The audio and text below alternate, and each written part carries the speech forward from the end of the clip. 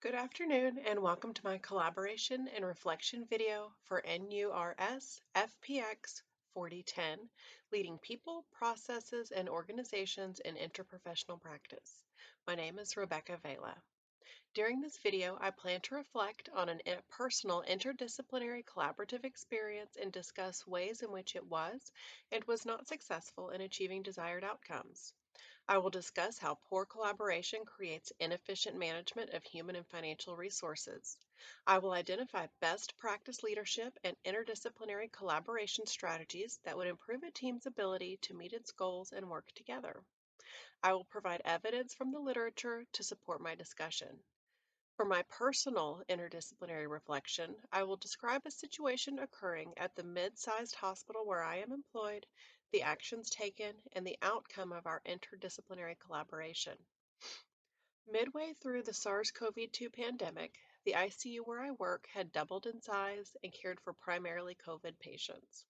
We were dubbed a COVID hub, and as such, routinely received very ill patients from affiliated hospitals, as well as caring for our own patient population. Unfortunately, with this change in patient population, increase in bed capacity, and severity of illness, our patient mortality rates soared. During peaks, nursing staff were experiencing higher patient ratios and were unable to provide more than the absolute necessities of life-sustaining care. It became very apparent that we needed help with end-of-life care, patient and family education, and end-of-life decisions. Before COVID, when a patient was nearing the end, the family was brought in, the ICU physician wrote comfort care orders, and the primary nurse cared for the patient and family until passing. Now, patients were dying in multiples per shift.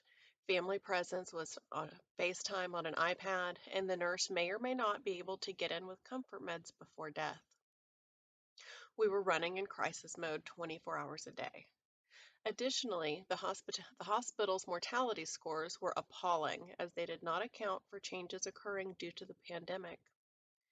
In an effort to help the patients in the facility, we developed a palliative care committee. This committee consisted of bedside nurses, myself included, case management, the hospital's medical director, an ICU intensivist, a representative from quality, an infection control nurse, the ICU director, and a physician liaison for physician buy-in. We developed a standard pathway to address and care for the needs of every ICU patient. During our morning interdisciplinary rounds, the primary nurse would relay the patient's SOFA, which is Sequential Organ Failure Assessment Score, to the team. The team would discuss whether or not the patient was appropriate for palliative or hospice services. If either were appropriate, case management would input an order for the palliative or hospice consult. The consulted physician would see the patient and speak with the family directly. This eliminated a lot of back and forth between nurses and exhausted intensivists. If the decision was made to move forward with palliative treatments, the palliative care specialist would manage that aspect and provide a treatment plan and additional resources. If a decision was made to move forward with offering hospice services, case management would assist the family in choosing a provider and guide nursing on next steps.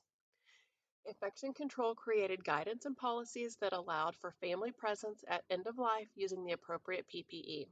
It truly became an interdisciplinary approach with this type of care for our patients. What went well with this initiative first and foremost is better care for our dying patients. An astounding number of COVID-positive ICU patients do not survive to discharge. Those that do survive are frequently left with severe morbidity and require many resources after the acute phase. Using hospice allowed patients to die with dignity, with family involvement and presence, and little to no pain. Using palliative services provided additional resources and care for patients who developed long COVID. Use of an interdisciplinary team and a standard pathway took some burden off the nursing staff. From a facility standpoint, mortality scores improved as more comfort measures patients were discharged to hospice prior to death.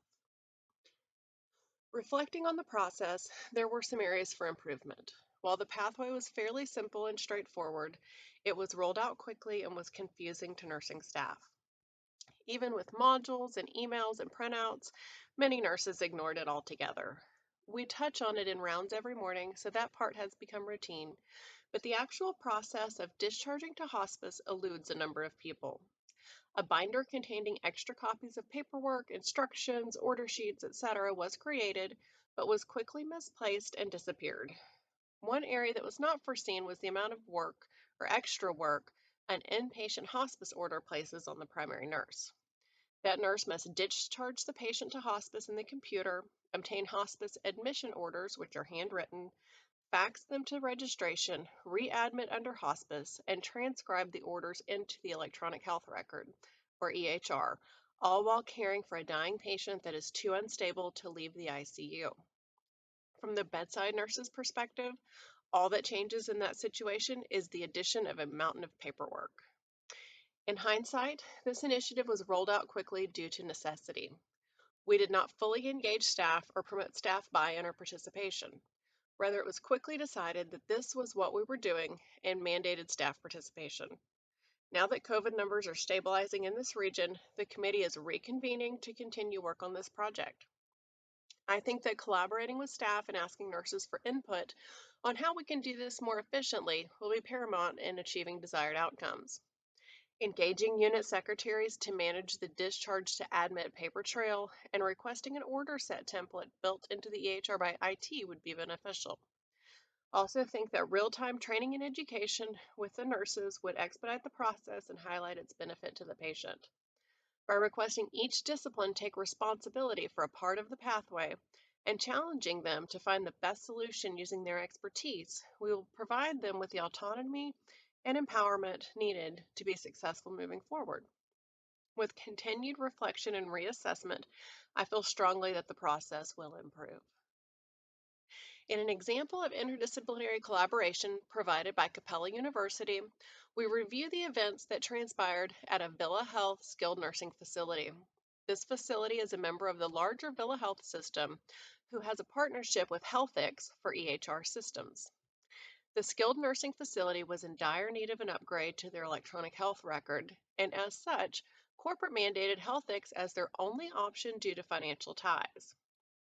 Implementation of the EHR was inefficient, poorly planned, and poorly executed, and created risks to patient safety.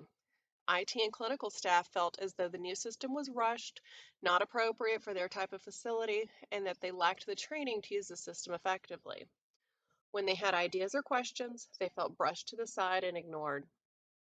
The new system was supposed to be cost-effective due to HealthX's partnership with Villa Health, but in fact, the upgrade resulted in inefficient management of human and financial resources. This is evidenced by nurses' reports of the system requiring multiple steps to complete simple tasks, as well as systems issues that cause nurses to delay patient care by getting behind during their day. The IT and clinical staff developed such negative attitudes towards the change that they quit helping each other, resulting in delays in education and ease of use.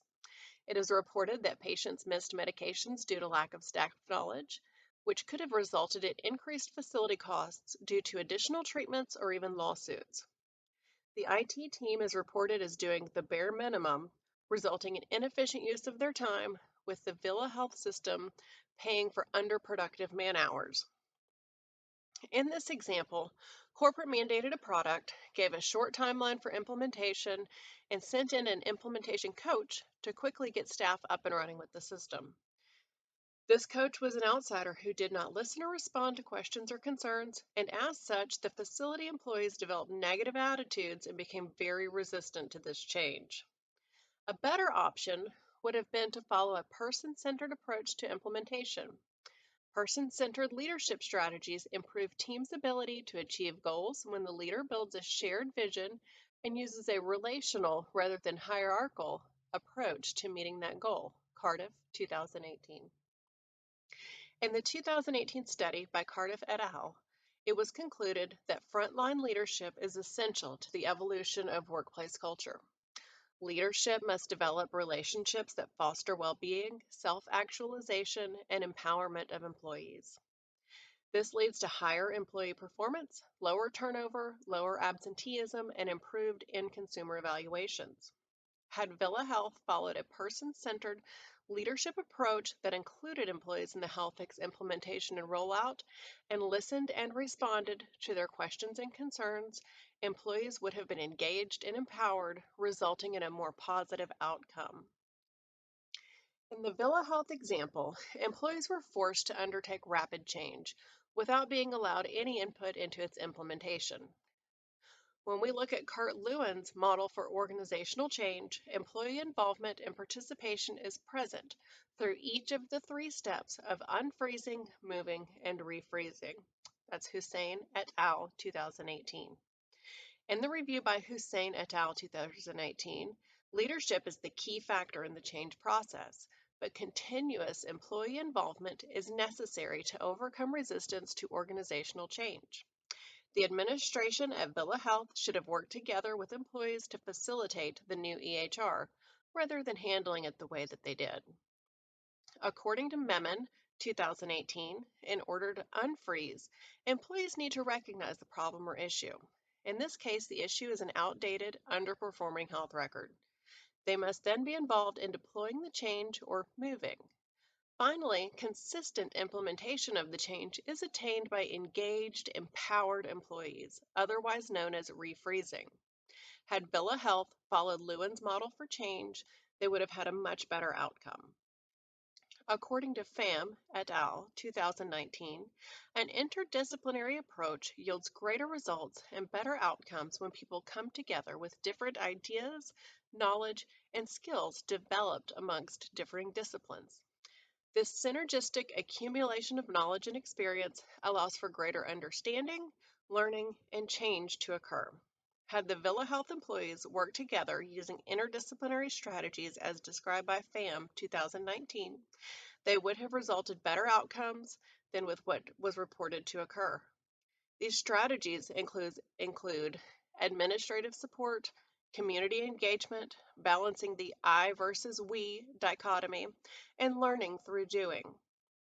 IT could have listened to the nurses' suggestions and input and made appropriate changes to the system. Nurses could have had better shared their knowledge with one another to improve understanding of the system. Corporate could have listened to the on-site administration's request to make changes at a pace more compatible with existing employees. Rather than bring in a coach, a designated few end users could have been well trained to teach coworkers and answer questions. This type of teaching would have been better received than orders from a stranger on a strict timeline. In conclusion, the Villa Health EHR upgrade had multiple areas for improvement.